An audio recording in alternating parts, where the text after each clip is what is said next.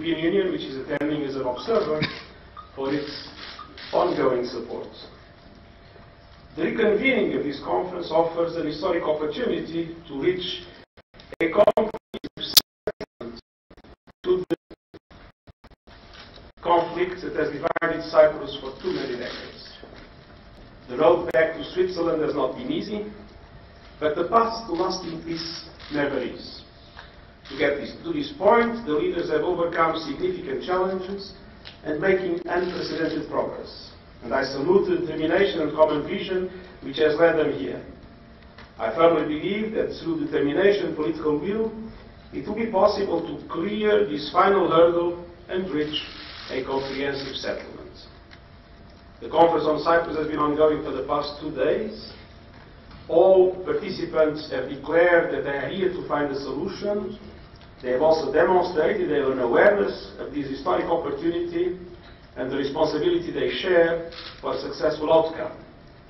And I call on the leaders and the other participants in the conference to lead the call for peace of thousands of Cypriots at rallies on the island this week. The voices in support of a solution are indeed getting louder.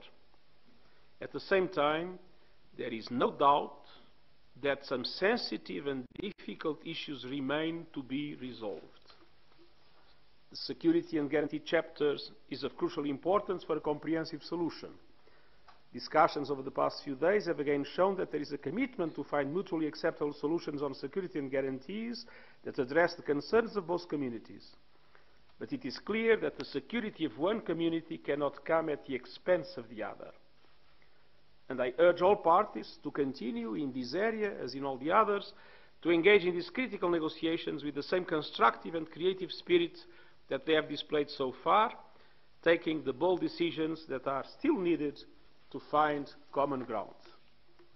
Those gathered here today, the leaders, the communities in Cyprus, the guarantor powers, have a responsibility to grasp the opportunity for peace and to bring a comprehensive settlement home to Cyprus.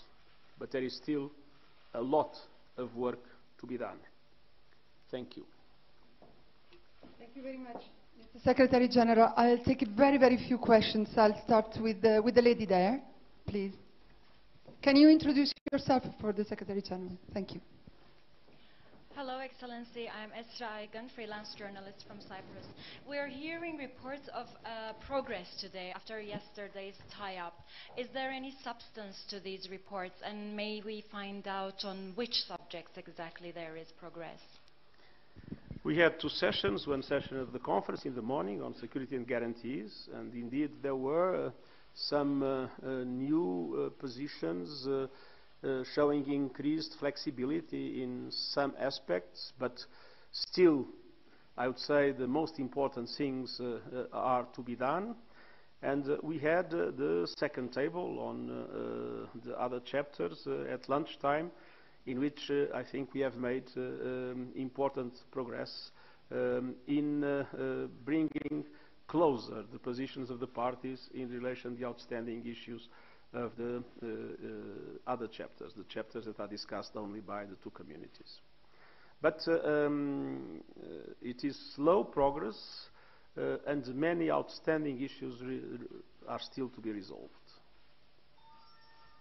Thank you. The lady here, please. Introduce yourself, please. Hello, sir. I'm Emilia Christophe from the Cyprus News Agency. You talked earlier about Cyprus becoming a normal state. How do you define that, and does that include the presence of Turkish troops on the island? Thank you. All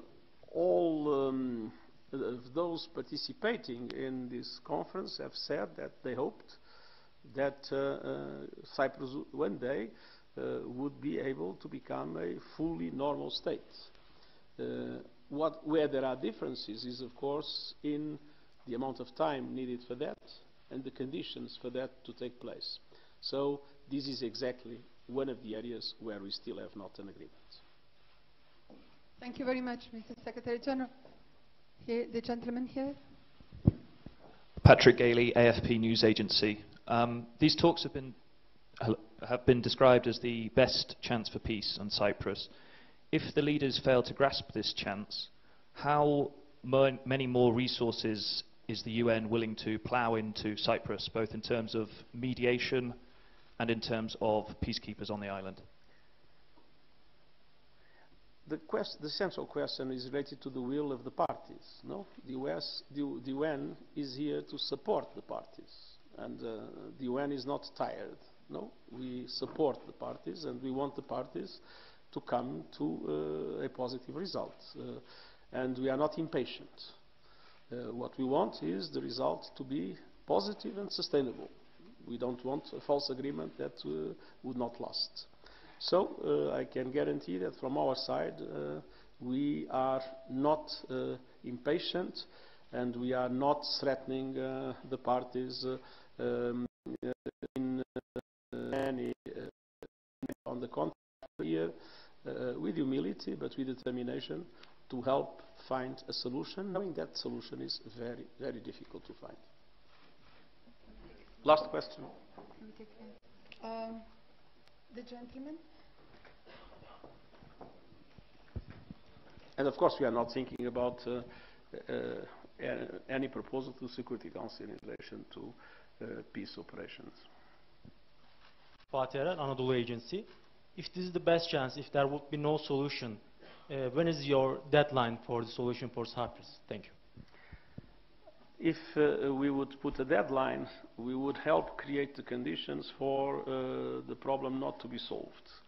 It is to the parties that correspond the decision about whether or not, if there is no solution, they want to go on engaging in a serious negotiation.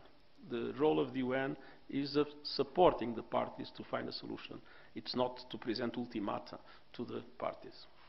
Thank you very much. Thank you very much. Thank you very much, Mr. Secretary General. Thank you very much, ladies and gentlemen. Good afternoon.